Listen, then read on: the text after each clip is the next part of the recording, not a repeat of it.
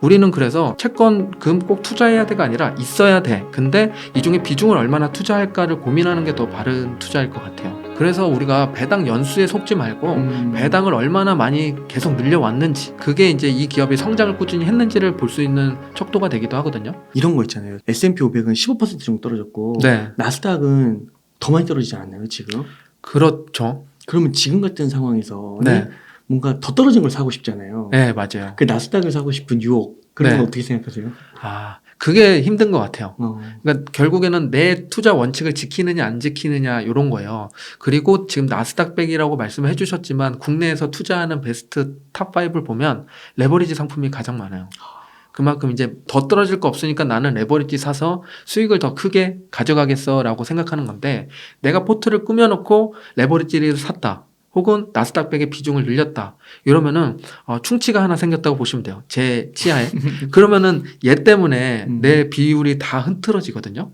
특히나 레버리지 같은 경우는 떨어질 때 더 크게 떨어지고 올라갈 때 더 크게 올라가니까 앞에 있는 비중들 다 무너뜨리기 쉬운 친구예요. 그래서 그런 비율이 틀어지는 순간 내가 앞으로 5년 10년 투자하려는 그 길이 조금 더 꼬불꼬불한 길이 되니까 그럴 바에는 오히려 덜어내고 멘탈 관리를 위해서라도 좀 더 배제를 하려고 최대한 노력하는 게 좋습니다. 그렇구나. 네. 그러니까 이 비율을 계속 지켜나가는 네. 거네요. 그게 힘듭니다. 네. 그렇죠. 그 유혹이 있으니까. 네. 또 갑자기 또 말씀을 듣다 보니까 진짜 그 레버리지 상품이 많다는 거는 그렇게 판단하는 사람들이 많다는 거고, 네.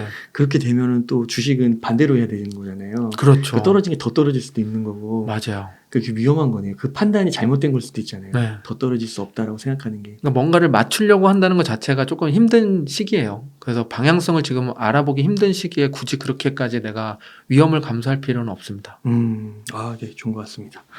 그러면은 그 아까 SCHD 좀 말씀해 주셨잖아요. 네. 그 SCHD 좀 설명해 주실 수 있을까요? SCHD가 우선은 미국에 상장된 기업 중에서 배당이 높은 기업인데 10년 동안 증가시켜온 기업을 투자하는 거예요. 10년 동안 배당을 늘려온 기업이라고 하면은 꽤 많겠죠. 거기서 이제 배당률로 쭉 랭킹화를 한 다음에 리츠 기업을 빼요. 그리고 반을 잘라서 아래를 버리면은 애플 같은 기업이 빠지게 돼요. 애플은 배당 1%도 안 되잖아요. 근데 10년 이상 늘렸단 말이죠. 그리고 마이크로소프트도 그렇고, 그런 기업들은 배제하고 그럼 진짜 배당 기업들이 남는단 말이에요. 2% 3% 넘어가는 배당 기업들. 그 중에서 이제는 배당도 봐야 되지만 이 기업의 건전성을 확인해야 되니까 재무라든지 그리고 배당 성장률 다양하게 분석을 해요. 그 네 가지 기준이 있는데 거기 기준에서 이제 각각 이제 100점 만점 해서 평균치를 계산해서 그 점수가 높은 친구들 순서대로 또 나열을 합니다. 그 중에 이제 100위까지 있는 기업을 여기에 투자하는 거고, 하나의 기업당 이제 4%가 넘으면 안 돼요. 그러니까 밸런스도 어느 정도 맞출 수 있는 거죠. 섹터도 15%가 넘으면 안 되고. 그래서 이런 기업에 투자를 100개 하는 게 SCHD예요. 그래서 내가 배당 기업에 투자하고 싶다 하시는 분들은 차라리 SCHD가 투자하는 기업 중에서 고르시면 그래도 어느 정도 필터링된 기업들이 거기 들어있으니까 좀 더 선별력 있는, 분별력 있는 투자를 할 수 있게 돼요. 그래서 기업을 보더라도 그런 쪽 안에 있는 기업들을 살펴보시면 좋습니다. 그러면 SCHD와 S&P 500의 차이점은 결정적인 게 뭐예요? 좀 더 배당에 포커스 맞춰졌다고 배당에. 보시면 돼요. S&P 500은 지금 500개, 미국의 500개 기업에 포커스 맞춰서 그냥 미국 전체 시장을 아우르는 섹터를 들어져 있고, 그리고 시가총액 가중 방식이다 보니까 애플의 비중이 크단 말이에요. 근데 SCHD는 애플이 없어요. 배당으로서 매력적이진 않으니까. 그래서 좀 더 배당 성장에 포커스를 맞추고 싶다 하면은 SCHD고, 나는 미국 전체 시장의 상승에 나는 걸고 싶어 하면은 S&P 500이고, 이런 식으로 생각하면 좀 편하실 것 같아요. S&P 500도 배당을 주잖아요. 그죠? 그게 한 1.5%인가요? 네, 맞아요. SCHD는 어느 정도예요? 3% 정도 돼요. 지금. 연간 3% 줘요. 그리고 그게 이제 계속 늘어나는 거고요. 그죠. 한 연간 12에서 13%씩 상승하죠. 과거 10년 동안 평균적으로. 그렇구나. 그러면 이거는 3개월마다 할까요? 배당이 들어오는 게? 네, 3개월마다. 3개월마다. 둘 다 3개월마다 배당이 들어와요. 3개월마다 들어오고. 그렇군요. 그러면은 SCHD랑 네. S&P 500이랑 비교를 했을 때 네. 연평균 수익률은 좀 어느 정도 돼요? 연평균 수익률은 원래 과거 10년, 작년까지 봤을 때는 S&P 500이 이겼었어요. 근데 지금 15% 하락하고 얘가 보합을 지켜주니까 1% 정도 SCHD가 더 올라갔어요. 치고 올라. 치를 요? 네. 와. 그래서 이번 하락이 역전했네. 되게 큰 거예요. 생각보다. 그렇구나. S&P 500이 15% 하락한 해가 그렇게 많지 않아요. 지금 아직 12월이 마무리되지는 않았지만 하락한 해도 별로 없는데 이렇게까지 떨어진 해가 진짜 드물죠. 그러니까 그 10년을 계속 어떻게 보면 S&P 500이 이겼는데 네, 그죠. 이번 올해 때문에 역전을 했다는 그죠. 거잖아요. 평균을 거의 깎아먹는 야. 해였죠. S&P 500이. 야, 그렇구나. 아, SCHD가 이런 날이 또 오기도 하는군요. 요즘 가치주가 많이 사랑받는 시기가 온 것 같아요. 아, 그 전까지는 이제 성장주 좀 위주였고 그렇죠. 애플도 무섭게 성장하고 네. 막 그 빅테크도 막 날아가고 그랬으니까 그게 다 S&P 500이 들어가 있으니까. 맞아요. 아, 그러면은 연평균 수익률이 한 13%까지 나오는 건가요? 배당 그렇죠. 합쳐서? 네, 맞아요. 되게 많이 나오네요. 꽤 괜찮은 투자가 돼요. 맞아요. 그리고 지난번에 출연했을 때 수수료 되게 낮다고 하지 않으셨나요? 수수료가 SCHD 이제 해외 직접 투자하면 0.06%. 와, 거의 네요. 없네요. 네. 이거 국내에도 혹시 들어오지 않았나요? 아, 국내에도 있어요. 네, 국내에도 대표적으로 2개가 있는데 그 국내 상품들은 제가 좀 추천드리기 좀 그런 건 배당률이 상대적으로 좀 낮아요. 같은 배당을 주더라도 한 번 더 필터링이 여기서 거치고 사람 손을 타서 그런지 그렇죠. 배당률도 적고 그리고 수수료도 조금 더 높아요. 그래서 한국에 투자한다고 하면 당연히 저는 연금저축을 통해서 투자한다면 매력적일 수 있어요. 그리고 세금으로 전체적인 수익에서 계산하면은 연금저축이 가장 베스트니까.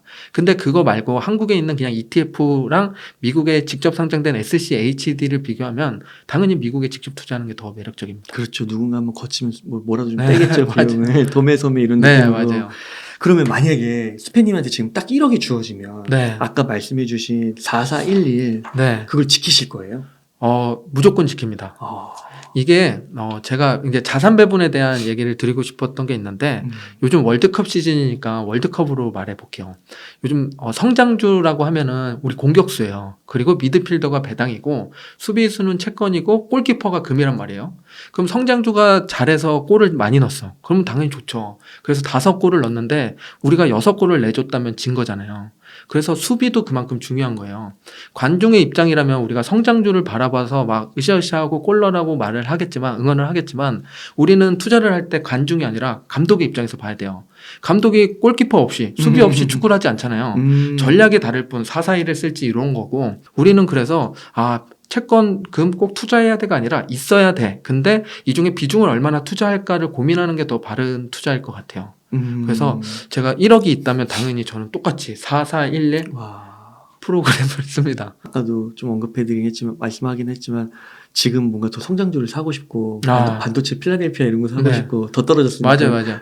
반도체 앞으로 이제 업황도 좋아지나 라는 생각도 들기도 하잖아요. 설비 투자도 많이 하고 있고 워런 버핏도 요즘에 투자를 TSMC에다 하니까 ASM에는 한국 와서 또 설비 투자하겠다 그랬고 대만 가서 또 투자금을 많이 늘린다고 하니까 반도체 바람이 부는 거 아니야 라고 하겠지만 투자하는 거 좋아요. 근데 성장도 40% 안에서 저 같으면 그렇게 투자할 것 같아요. 야, 그렇군요. 그거를 계속 꾸준하게 지키는 게 되게 중요한 거군요. 맞아요. 네, 그래가지고 그 SCHD를 4를 모아가시는 거네요. 그럼 다른 혹시 뭐 배당주나 이런 건 안 모아가세요? SCHD 하나로 4를 모두 모아가는 건 아니고요. 이제 그 중에 이제 100에서 10%가 SCHD. 나머지는 다른 ETF들이 있죠. 또 ETF들 섞고 그 대표적인 게 SCHD. 네, 맞아요. 그러면 금하고 채권은 그것도 좀 ETF로 투자를 하시는 건가요? 네, 맞아요. 좀 저는 한눈에 보는 게 좋아서 다 ETF로 거의 투자를 많이 하고 있어요. 채권은 중기 채권, IEF. 요즘에 TLT를 많이 선호를 하세요. 많이 떨어졌기 때문에. 그래도 저는 좀 어느 정도 변동성도 좀 작았으면 좋겠어서 중기 채권을 선호하고 그리고 금도 투자할 수 있는 ETF가 2개가 있거든요. IAU랑 GLD라는 ETF가 있는데 GLD가 유명해요. 근데 수수료 측면에서는 IAU가 더 적으니까 IAU를 저는 투자를 합니다. 그럼 그렇게 계속 투자를 해가실 때 1년에 한 번씩 리밸런싱을 하면서 주식은 안 파세요? 지금까지는 파진 않고 있죠. 그리고 앞으로도 파는 게 아니라 더 늘려갈 것 같아요. 이 시기에는 팔 시기는 아니라고 생각이 더 드니까. 계속 그러면은 그거를 늘려가시면서 배당 받으시면서 그죠. 그렇게 하시는 거군요. 네. 그 지금까지 배당주도 좀 소개해 주셨겠는데 책에서 왕족주, 귀족주, 배당주의 함정이라고 되어 있더라고요. 그래서 이게 되게 좋게 말씀하셨는데 함정이라고 하니까 이게 또 어떤 의미인가? 저도 미국에 투자하면서 배당주를 좋게 봤기 때문에 그런 공부를 좀 많이 했고 그리고 왕족주라고 하면 50년간 배당을 늘려온 기업이 있어요. 네. 그런 기업이면 다 좋겠지라고 생각을 했는데 투자를 하다 보니까 그렇게 좋은 기업만 있는 건 아니구나. 그 기업들 그래요? 중에서도 왕족주에 해당되는 기업 중에서 이제 제가 함정에 빠지지 말았으면 좋겠는 첫 번째를 보면 배당 연수예요. 배당을 60년간 늘려왔다고 무조건 좋은 기업은 아니에요. 지금 대표적으로 65년 늘려왔는데 배당 성장률이 과거 10년 동안 2.3% 매년 2.3%씩 올라간 기업이 있어요. 에머슨 일렉트로닉이란 기업이 있는데 이 기업이 2.3%면 괜찮은 거야 아니야라고 생각할 수 있어요. 50년 전에 내가 이 배당주에 투자해서 짜장면 먹을 돈이 나왔다면 지금도 짜장면 먹을 돈이 나오고 있는 거예요. 물가 상승률만큼 올랐으니까. 그렇게 되네요. 네, 그러면은 나쁜 투자는 아니지만 그렇게 뭐 드라마틱한 그렇죠. 투자는 아니잖아요. 근데 우리가 여기 이 기업 말고 같은 왕족주인데 로스라는 기업에 투자를 했다면 인테리어 관련된 기업인데 요 기업에 이제 50년 전에 내가 투자해서 똑같이 짜장면 먹을 금액이 나왔다면 지금은 소고기 먹고도 남을 돈으로 배당이 나와요. 그건 2점 몇 프로가 이상으로. 그거는 배당 성장률이 15% 이상 되니까. 매년. 예, 과거 10년 평균이 그러니까. 15%가 넘어요. 와. 그러니까 당연히 배당률이 더 많이 올라갔겠죠. 그래서 우리가 배당 연수에 속지 말고 배당을 얼마나 많이 계속 늘려왔는지 그게 이제 이 기업이 성장을 꾸준히 했는지를 볼 수 있는 척도가 되기도 하거든요. 그래서 연수엔 속지 말자라고 해서 함정에 피하자고 첫 번째가 연수입니다. 두 번째는 이거는 요즘에 고배당주라고 관심을 많이 갖고 있는 분들이 계신데 지금 10% 배당을 준다고 해서 투자를 했어요. 근데 1년이 지났더니 마이너스 30%가 된 거예요. 주가는. 그러면 내가 10% 배당을 받았더라도 마이너스 20%인 거잖아요. 그럼 앞으로 2년 동안 배당을 10%씩 계속 받아야 이제 본전이 되는 거죠. 그러면 본전을 위해서 투자하면 안 되잖아요. 그래서 배당이 높다고 무조건 투자하면 안 되고 이 기업이 포화 상태에 있어서 더 이상 성장할 수 없는 기업인지 좀 판단해 보고 그리고 과거에도 이제 주가가 계속 좀 흘러내린 이력이 있을 거예요. 대부분 그럴 테니까.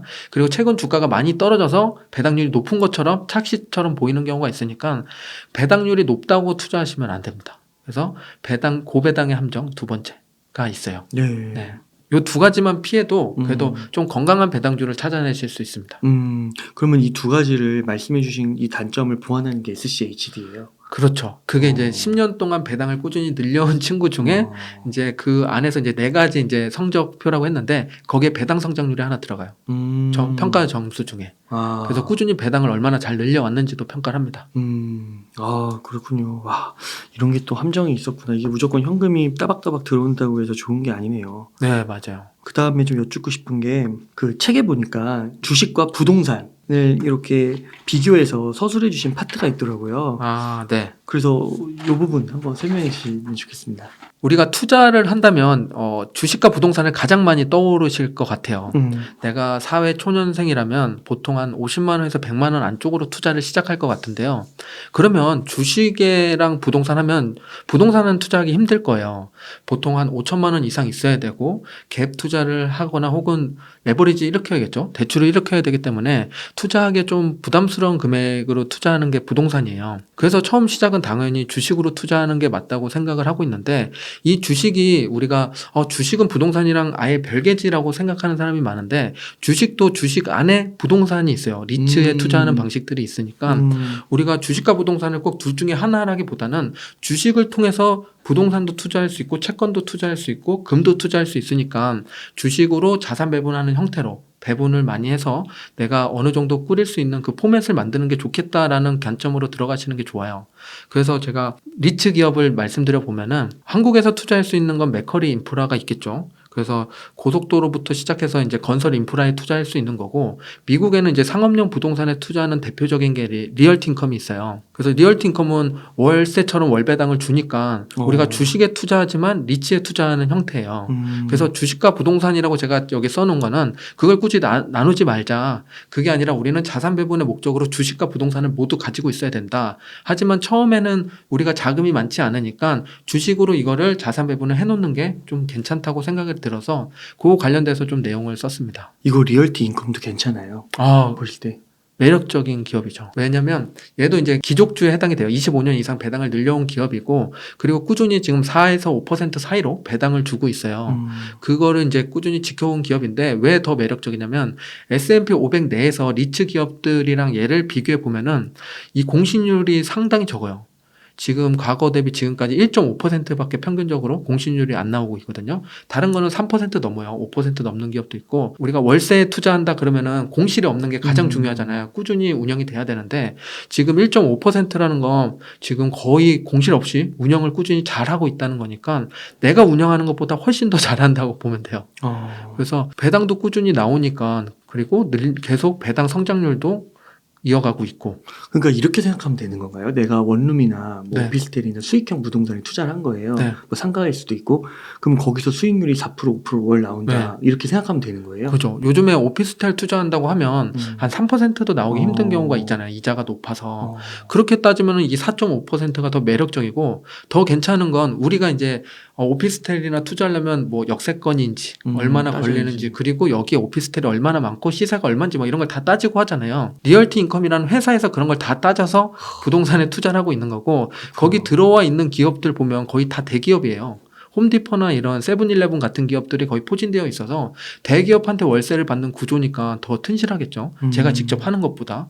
그리고 이제 부동산의 이제 문제 중에 하나는 세금이잖아요. 세금을 얼마나 혜택을 받을까 이런 고민도 많이 해야 되는데 세금은 이제 거기서 다 처리하고 나한테 들어오는 돈이 이제 4.5%니까 배당 소득세만 생각하면 돼요. 그러니까 세금 걱정도 좀 덜 해도 되고. 그래서 굳이 이제 월세 오피스텔을 비교한다면 당연히 리얼티 인컴에 투자하는 게 시간 대비 효율이 더 괜찮다고 볼 수 있습니다. 와, 그렇군요. 그러면 이 리얼티 인컴도 주가가 상승하나요? 주가 꾸준히 올라와 있고요. 지금도 그래요? 성장해 가고 있어요. 그렇다고 S&P 500만큼 성장하진 않지만 지금 연평균 수익률이 딱 기억나진 않는데 그래도 한 5에서 10% 이상씩은 매년 성장을 해왔어요. 평균적으로. 네. 야, 그렇구나. 배당은 따로 하는 거고. 네. 그러니까 이게 사실 그 따박따박 월세 받는 거 이게 되게 중요하잖아요. 네, 맞아요. 그러니까 뭐 수익률이 뭐 S&P 500까지 당연히 안 나올 수도 있죠. 거기 성장도 들어가 있고 막 네. 이러니까 나쁘지 않은 것 같은데요.